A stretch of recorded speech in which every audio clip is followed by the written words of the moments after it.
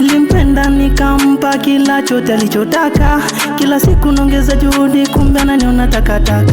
Kama alikuwa nipendi angeniambia, ila akaniacha nikaspendi nikafulia. Oyoyoyo, inauma, inauma, moyo wangu sio wachuma.